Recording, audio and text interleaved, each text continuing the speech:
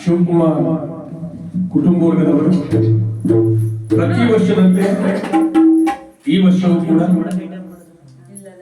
ಶ್ರಾವಣ ಮಾಸದ ಈ 2ನೇ ವಾರದಲ್ಲಿ ರಾಜ ವಿಕ್ರಮ ಅಥವಾ ಶನಿಯ ಪ್ರಭಾವ ಎಂಬ ಈ ಸಂಕೀರ್ತನೆಯನ್ನ ತಮ್ಮ ಮನೆಯಲ್ಲಿ ಏರ್ಪಡಿಸಿ ಆ ಶನಿದೇವರ ಭಾವಚಿತ್ರವನ್ನ ತಮ್ಮ ಮನೆಯಲ್ಲಿರಿಸಿ, ಭಗವಂತ ನಮಗೆ ಗೊತ್ತೋ ಗೊತ್ತಿಲ್ಲದೇನೋ ತಪ್ಪು ತೊದಲುಗಳಾಗಿದ್ರೆ ಅದನ್ನ ನಿನ್ನ ಪಾದಕ್ಕಿಟ್ಕೊಂಡು ನಮ್ಮ ಕಷ್ಟ ಕಾರ್ಪಣ್ಯಗಳನ್ನು ದೂರ ಮಾಡಿ ನಮಗೆ ಮುಂದಿನ ಸನ್ಮಾರ್ಗವನ್ನು ಕೊಡು, ನಮ್ಮ ಕುಟುಂಬಕ್ಕೆ ಆರೋಗ್ಯ ಭಾಗ್ಯವನ್ನು ಕೊಡು, ಸಕಲ ಭಾಗ್ಯಗಳನ್ನು ಕೊಡು ಅಂತೇಳಿ ಆ ಭಗವಂತನ ಹೆಸರೇಳಿ ಪ್ರತಿ ವರ್ಷ ಪೂಜೆಯನ್ನು ಮಾಡ್ತಾರೆ. ಇಲ್ಲಿ ಬಹುಮುಖ್ಯವಾಗಿ ತಿಳ್ಕೊಳ್ಬೇಕಾದಂತ ವಿಚಾರ ಅಂದ್ರೆ, ಯಾರು ಆ ಭಗವಂತನ ಭಕ್ತಿಯಿಂದ ಪೂಜೆ ಮಾಡ್ತಾರೋ ಅವ್ರಿಗೆ ಕೇಳಿದಂತೆ ಇಷ್ಟಾರ್ಥಗಳನ್ನ ಭಗವಂತ ಕೊಡ್ತಾನೆ. ಯಾರು ಅವನನ್ನ ಅಲಕ್ಷ್ಯ ಮಾಡ್ತಾರೋ, ಯಾರು ಅಹಂ ಮುಂದ ನಾನು ಅಂತ ಬೆರೀತಾರೋ ಅವರೆಲ್ಲ ಭಾಗ್ಯಗಳನ್ನ ಕಿತ್ಕೊಂಡು ಕೊಡಬಾರ್ದಂತ ಕಷ್ಟವನ್ನು ಕೊಟ್ಬಿಡ್ತಾನೆ. ಈ ಕಷ್ಟಗಳನ್ನ ದೂರ ಮಾಡ್ಕೊಳ್ಳೋದಕ್ಕೆ ಭಕ್ತರಿಗೆ ಕೊಟ್ಟಂತ ಒಂದು ಉಪಾಯ ಏನಪ್ಪಾ ಭಗವಂತ ಅಂತಂದ್ರೆ, ಯಾರು ಈ ಭಗವಂತನ ಕಥೆಯನ್ನ ಕೇಳ್ತಾರೋ, ಯಾರು ಈ ಭಗವಂತನ ಕಥೆಯನ್ನ ಮಾಡಿಸ್ತಾರೋ, ಯಾರು ಈ ಭಗವಂತನ ಕಥೆಯನ್ನ ಪಠಣ ಮಾಡ್ತಾರೋ ಅವರೆಲ್ಲರಿಗೂ ಕೂಡ ಈ ಭಗವಂತ ಸಮನಾದ ಫಲವನ್ನು ಕೊಡ್ತಾನೆ. ಅದಕ್ಕಾಗಿ ಇವತ್ತು ಶಿವಕುಮಾರ್ ಕುಟುಂಬ ವರ್ಗದವರು ಅವರಿಗೆ ಮಾತ್ರ ಅಲ್ಲ, ಈ ನಾಡಿಗೆ, ಈ ಊರಿಗೆ ಈ ಕಥೆಯನ್ನ ಕೇಳಬಂದಂತೆ ಎಲ್ಲ ನಿಮ್ಮೆಲ್ಲ ಸದ್ಭಕ್ತರಿಗೆ ನಮ್ಮನ್ನ ಕರೆಸಿ ಪಠಣವನ್ನು ಮಾಡಿಸಿ ಆ ಭಗವಂತನ ಕೀರ್ತನೆಯನ್ನ ನಮ್ಮ ಕಿವಿ ಮೇಲೆ ಬಿಡಲು ಮಾಡಿ ನಮ್ಮೆಲ್ಲರ ಕುಟುಂಬ ವರ್ಗದವರಿಗೆ ಭಗವಂತ ಒಳ್ಳೇದು ಮಾಡಲಿ ಅಂತ ಹೇಳಿ ಇಂಥ ಸಂಕೀರ್ತನೆಗಳನ್ನ ಭಕ್ತರು ಏರ್ಪಡಿಸ್ತಾರೆ. ಆ ಸದ್ಭಕ್ತ ಎಲ್ಲ ಕುಟುಂಬ ವರ್ಗದವರಿಗೆ, ನೀವು ಕಥೆಯನ್ನ ಕೇಳಬಂದಿರ್ತಕ್ಕಂಥ ಎಲ್ಲ ಸದ್ಭಕ್ತ ಕುಟುಂಬ ವರ್ಗದವರಿಗೆ, ಆ ಜಗದೊಡೆಯನಾದಂತಹ ಶಂಕರ, ತ್ರಿಲೋಕ ಜಗನ್ಮಾತೆಯಾದಂತಹ ಪಾರ್ವತಾದೇವಿ, ಆ ಶನಿಶ್ಚರ ವಿಘ್ನೇಶ್ವರ ಎಲ್ಲರೂ ಕೂಡ ಎಲ್ಲ ಕುಟುಂಬ ವರ್ಗದವರಿಗೆ ಸಕಲ ಭಾಗ್ಯಗಳನ್ನ ಕೊಡ್ಲಿ ಅಂತ ಹೇಳಿ ಇಂದಿನ ಕಥಾಭಾಗವನ್ನ ಪ್ರಾರಂಭ ಮಾಡ್ತಾ ಇದ್ದೇವೆ. ಇಂದಿನ ಕಥಾಭಾಗ ರಾಜ ವಿಕ್ರಮ ಅಥವಾ ಶನಿಯ ಪ್ರಭಾವ. ಏನಾಗಂದ್ರೆ, ವಿಕ್ರಮ ಅಂತಕ್ಕಂಥವನು ಒಬ್ಬ ರಾಜ, ಶನಿ ಅಂತಕ್ಕಂಥದ್ದು ಒಂದು ಗ್ರಹ, ಒಂದು ದೇವರು.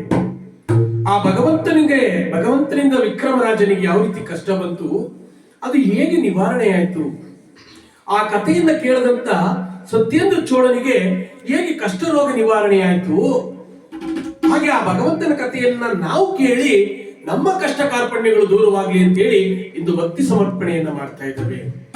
ಈ ಕಥೆಯನ್ನ ಬರೆದಂತ ವೀರಣ್ಣ ಕವೀಶ್ವರರು ಬಹಳ ಬುದ್ಧಿವಂತರು. ಮನೆಯಲ್ಲಿ ಯಾರಾದ್ರೂ ಹಿರಿಯರಿದ್ರೆ ನಾವು ಆಶೀರ್ವಾದವನ್ನು ಪಡ್ಕೊಂಡು ಇಂಥ ಕಥೆಗಳನ್ನ ಮಾಡಿಸ್ಬೇಕು.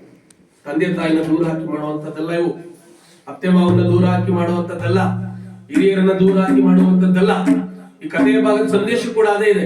ಈ ಕಥೆಯನ್ನು ಬರೆದಂತ ನಂಜುಂಡಾರ ಕವೀಶ್ವರರು, ವೀರಣ್ಣ ಕವೀಶ್ವರರು ತಮ್ಮ ತಂದೆ ತಾಯಿಗಳ ನೆನಪನ್ನು ಮಾಡಿಕೊಂಡು, ಭಗವಂತ ಈ ಭೂಮಿಯ ಮೇಲೆ ಇರತಕ್ಕಂಥ ಸಕಲ ಜೀವರಾಶಿಗಳು ಕೂಡ ತಮ್ಮ ತಮ್ಮ ಸಂಚರಿಸುವಿಕೆಯಲ್ಲಿ ಏನಾದ್ರೂ ಆರೋಗ್ಯ ಪೂರ್ಣತೆಯನ್ನ ಕಾಣಬೇಕು ಅಂತಂದ್ರೆ ಭಗವಂತನ ಆಶೀರ್ವಾದ ಇರಬೇಕು ಅಂತದನ್ನ ಮನಗಂಡಿದ್ದಂತವರು ಅವರು ಈ ಕಥೆಯನ್ನ ಬರೀಲಿಕ್ಕೆ ಆರಂಭಿಸಿದ್ದಾರೆ. ಯಾವ ಕಥೆನ?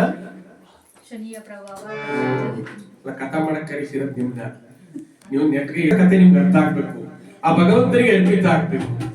ಹಾಗಾಗಿ ರಾಜ ವಿಕ್ರಮ ಅಥವಾ ಶನಿಯ ಪ್ರಭಾವ. ಬೆಳಿಗ್ಗೆ ಯಾರು ಕೇಳಬಾರ್ದು, ಅದ್ಯಾರ ಮುಳ್ಳೂರು ಬಂದಿರೋಂತ ಕಥಾ ಮಾಡಿದ್ರಂತ, ಅಯ್ಯೋ ಅದ್ ಎಂತೆಲ್ಲ ಮಾಡಿದ್ರು ಇಲ್ಲಿ ಗಂಟು ಜ್ಞಾಪಕ ಈಗ ಮರ್ತ್ಬಿಟ್ಟಿರ್ಬಾರ್ದು. ನಾನು ಪದೇ ಹೇಳ್ತಿರ್ತೀನಿ, ರಾಜ ವಿಕ್ರಮ ಅಥವಾ ಶನಿಯ ಪ್ರಭಾವ. ಶನಿಯಿಂದ ವಿಕ್ರಮ ಅಂತಕ್ಕಂಥ ಒಬ್ಬ ಮಹಾರಾಜನಿಗೆ ಈಗ ಕಷ್ಟ ಬಂತು, ಈಗ ನಿವಾರಣೆ ಆಯ್ತು. ಸತ್ಯದ ಚೋಳನಿಗೆ ಈಗ ಕಷ್ಟ ನಿವಾರಣೆ ಆಯ್ತು. ಅಂತ ಮಹಾರಾಜರುಗಳೇ ಇಂಥ ಭಗವಂತನ ಕ್ರೂರ ದೃಷ್ಟಿಗೆ ಸಿಲುಕಿ ಕಷ್ಟವನ್ನ ನಿವಾರಣೆ ಮಾಡ್ಕೊಂಡಿದ್ದಾರೆ. ಇನ್ನು ನಾವು ಸಹಜ ಮಾನವರು, ಹುಲು ಮಾನವರು. ನಮ್ಗೆ ಒಂದು ಗೊತ್ತಾದ್ರೆ ಒಂದು ಗೊತ್ತಾಗಲ್ಲ, ತಪ್ಪ್ಯಾವ್ದು ಸರಿ ಯಾವ್ದು ಒಂದು ಗೊತ್ತಾಗಲ್ಲ. ಯಾಕೆಂದ್ರೆ ಈ ಮನುಷ್ಯ ಆಸೆಯನ್ನ ಹೊತ್ಕೊಂಡು ಬಂದ, ಹೆಗಲ ಮೇಲೆ ಆಸೆ ಎಂಬ ಮೂಟೆಯನ್ನು ಹೊತ್ಕೊಂಡು ಬಂದ್ಬಿಟ್ಟಿದ್ದಾನೆ. ಎಷ್ಟೇ ದುಡ್ಡು ಕೊಟ್ರು ಸಾಲಲ್ಲ ಅವ್ನಿಗೆ, ಎಷ್ಟೇ ಹತ್ತಿ ಬೆಳೆದ್ರು ಸಾಲಲ್ಲ, ಎಷ್ಟೇ ಭತ್ತ ಬೆಳೆದ್ರು ಸಾಲಲ್ಲ, ಎಷ್ಟೇ ಜೋಳ ಬೆಳೆದ್ರು ಸಾಲಲ್ಲ, ಬಾಳೆ ಬೆಳೆದ್ರು ಸಾಲಲ್ಲ.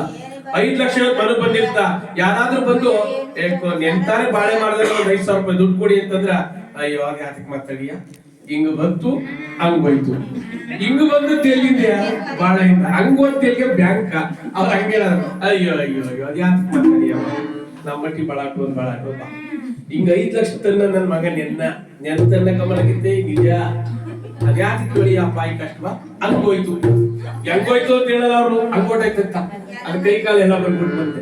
ಆಸೆ ಬಹಳ ಇರದೇ 3 ದಿನ ಭಗವಂತ ನಾವು ಇಲ್ಲಿ ಅದ್ರೊಳಗಡೆ ನಾವು ನಮ್ಮ ಆಟವನ್ನು ಮುಗಿಸ್ಕೊಂಡು ಹೋಗ್ಬೇಕು. ಅಷ್ಟೊಳಗಡೆ ಭಗವಂತನಿಗೆ ನಾವು ಭಕ್ತಿ ಸಮರ್ಪಣೆ ಮಾಡ್ಬೇಕು. ಇದೊಂದು ರಾತ್ರಿ ನಾವು ನಿದ್ದೆಗೆ ಇಟ್ಬಿಟ್ರೆ ಏನೂ ಆಗಲ್ಲ. ಇದೊಂದು ರಾತ್ರಿ ಆ ಭಗವಂತ ಸ್ಮರಣೆ ಕೇಳಿದ್ರೆ ಏನೂ ಆಗಲ್ಲ. ಆ ಕೆಂಚವ್ವ ನೀಲಕ್ಕ ಮಾತು ಕೇಳಕ್ಕೆ 3 ಗಂಟೆ 4 ಗಂಟೆ ಅದಕ್ಕೆ ಕುಕ್ಕಲ್ಲಿ ಇಟ್ಬಿಟ್ಟು ಬಂದು ಕೇಳ್ತೀವಿ ನಾವು. ಭಗವಂತ ಕೀರ್ತನೆ ಒಂದು ರಾತ್ರಿ ನಾವು ನಿದ್ಗೆಟ್ರೆ ಏನೂ ಆಗಲ್ಲ. ಎಲ್ಲರ ಕುಟುಂಬಕ್ಕೂ ಒಳ್ಳೇದಾಗ್ಲಿ. ಇವತ್ತಿನ ಕಥಾಭಾಗವನ್ನ ಕೇಳಿ ನಿಮ್ಮೆಲ್ಲ ಕಷ್ಟ ಕಾರ್ಪಣ್ಯಗಳು ದೂರ ಆಗ್ಲಿ ಅಂತ ಹೇಳ್ತಾ ಇಂದಿನ ಕಥಾಭಾಗವನ್ನು ಆರಂಭ ಮಾಡ್ತಾ ಇದ್ದೇವೆ. ಕಥಾಭಾಗ ಶನಿಯ ಪ್ರಭಾವ. ಈ ಕಥೆಯನ್ನು ಬರೆದಂತ ವೀರಣ್ಣ ಕವೀಶ್ವರರು ಆ ಪರಮಾತ್ಮನನ್ನ ಯಾವ ರೀತಿ ಪ್ರಾರ್ಥನೆ ಮಾಡ್ತಾರೆ? ಪುರಹರನೆ ಪುಂಗವನೆ ಪರಿಣಾಮಧರನೆ